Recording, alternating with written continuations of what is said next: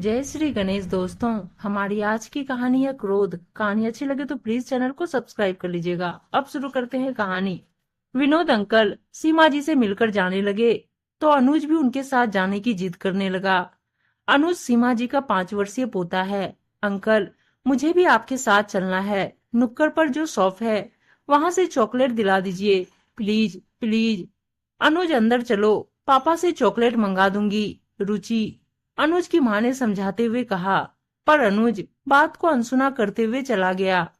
अनुज के वापस आते ही रुचि उसे खींचकर कमरे में ले आई और ताबड़तोड़ थप्पड़ों की बारिश शुरू कर दी।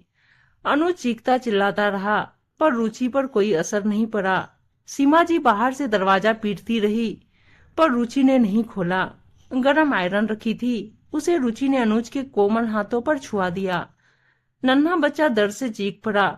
किसी तरह वो कमरे से बाहर भागा। सीमा जी जल्दी जल्दी आइस क्यूब लगाई। बहू को फटकारते हुए बोली, बच्चे को समझाने का ये कौन सा तरीका है? ऐसा करने से तो और जिद्दी हो जाएगा, ढीठ बन जाएगा। रुचि ने कोई जवाब नहीं दिया। एक दिन रुचि अनुज को पढ़ा रही थी, पर अनुज की समझ में नहीं आ रहा था। रुचि ने तेजी से उसके कान घुमा दिए। तुम बहुत बड़े बेवकूफ हो, तुमसे कुछ नहीं हो पाएगा। रोना सुनकर सीमा जी दौड़ी दौड़ी आई। तुम्हारे इस तरह बेवकूफ मूर्ख कहने से बच्चे के मन में ये बात बैठ जाती है कि वास्तव में वो मूर्ख है। उसका आत्मविश्वास डगमगा जाता है। कुछ दिनों बाद एक दिन अनुज का फ्रेंड विक्की अपने 10 वर्षीय भाई के साथ अनुज के घर खेलने आया। तीनों बाहर लॉन में खेल रहे थे।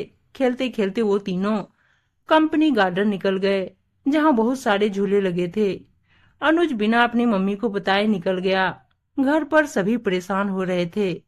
घर पर खोजने के बाद सब बाहर ही देखने जा रहे थे कि अनुज घर आ गया। कहाँ गया था बिन बताए? हम सब परेशान हो रहे हैं। उस समय रुचि खाना बना रही थी। आओ देखा ना ताव, गरम गरम कलछुन पैरों पर लगा दिया। अनुज जलन से चीख उठा। उस दिन संडे था। अनुज के पापा और दादाजी सब चीख सुनकर कमरे से बाहर आ गए। बहू, बच्चे को क्यों जला रही हो? सजा देने का ये कौन सा तरीका है?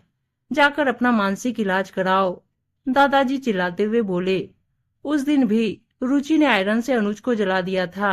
मैंने डर के कारण आप सबको बताया नहीं था। सीमा जी बोली। पापा और दादाजी अनुज को लेकर हॉस्पिटल की ओर दौड़े। सीमा जी रुचि से, बहू, इस तरह तुम बच्चे में नफरत और बदले के बीज बो रही हो।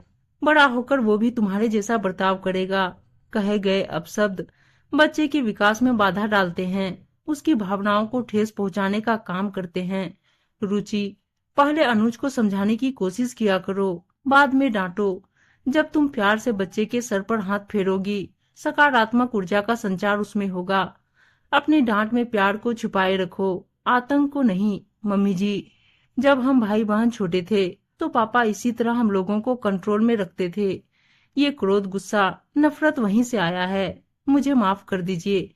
आपने जो सीख दी है उसका पालन अवश्य करूंगी।